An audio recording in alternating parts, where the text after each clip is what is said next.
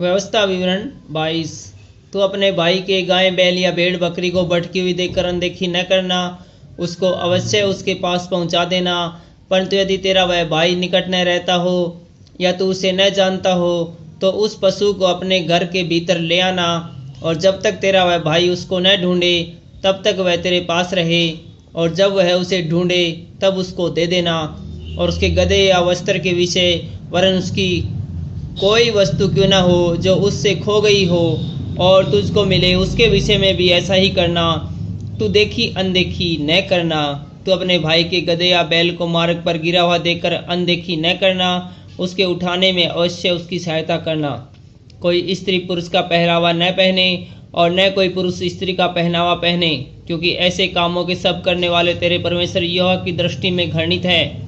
यदि वृक्ष या भूमि पर तेरे सामने मार्ग में किसी चिड़िया का घोंसला मिले, चाहे उसमें बच्चे हो चाहे अंडे, और उन बच्चों या अंडों पर उनकी माँ बैठी हो, तो बच्चों समेत माँ को न लेना, बच्चों को अपने लिए ले लेना, परंतु माँ को अवश्य छोड़ देना, इसलिए कि तेरा भला हो और तेरी आयु के दिन बहुत हो।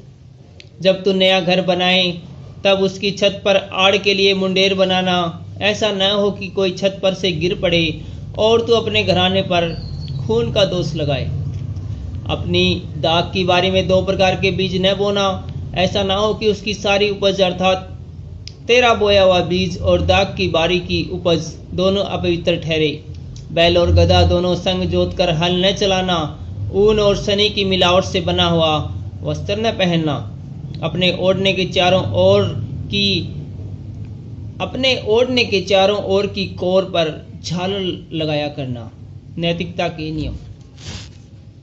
यदि कोई पुरुष किसी स्त्री से विवाह करे और उसके पास जाने के समय वह उसको अप्रिय लगे और वह उस स्त्री की नाम धराई करे और यह कहकर उस पर कुकर्म का दोष लगाए, इस स्त्री से मैंने विवाह किया, और जब उससे संगति की तब उसमें कुंवारी अवस्था के लक्षण न पाए, तो उस कन्या के माता पिता उसके कुंवारेपन के चिन्ह लेकर नगर के वृद्ध लोगों के पास फाटक के बाहर जाएं, और उस कन्या का पिता वृद्ध लोगों से कहे, मैंने अपनी बेटी इस पुरुष को ब्याह दी और वह उसको अप्रिय लगती है, और वह तो यह कहकर उस पर कुकर्म का दोष लगाता है कि मैंने तेरी बेटी में कुंवारीपन के लक्षण नहीं पाए, परंतु मेरी बेटी के कुंवारेपन के चिन्ह ये हैं। तब उसके माता पिता नगर के वृद्ध लोगों के सामने उस चादर को फैलाए।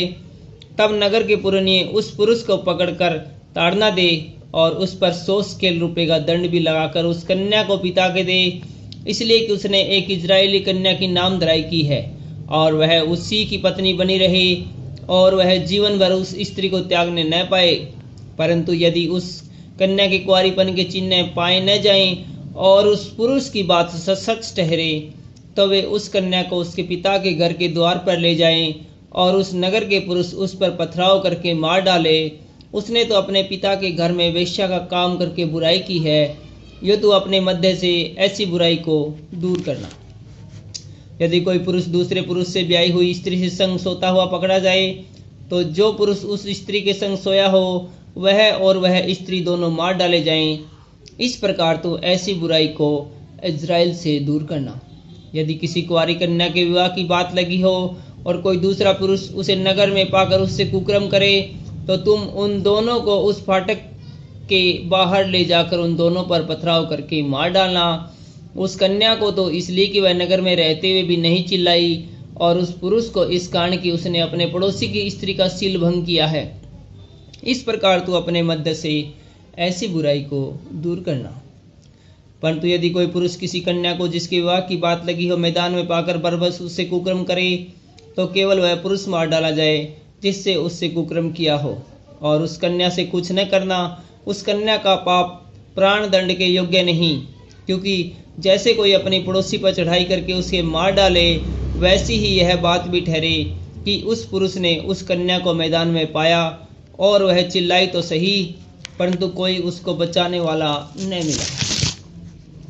यदि किसी पुरुष को कोई कुंवारी कन्या मिले जिसके विवाह की बात लगी हो और वह उसे पकड़कर उसके साथ कुकर्म करे और वे पकड़े जाएं, तो जिस पुरुष ने उससे कुकर्म किया हो वह उस कन्या के पिता को 50 शकेल रुपया दे और वह उसी की पत्नी हो, उसने उसका सील भंग किया, इस कारण वह जीवन भर उसे त्यागने न पाए। कोई अपनी सौतेली माता को अपनी स्त्री न बनाए, वह अपने पिता का ओढ़ना न उघाड़े। Thank you.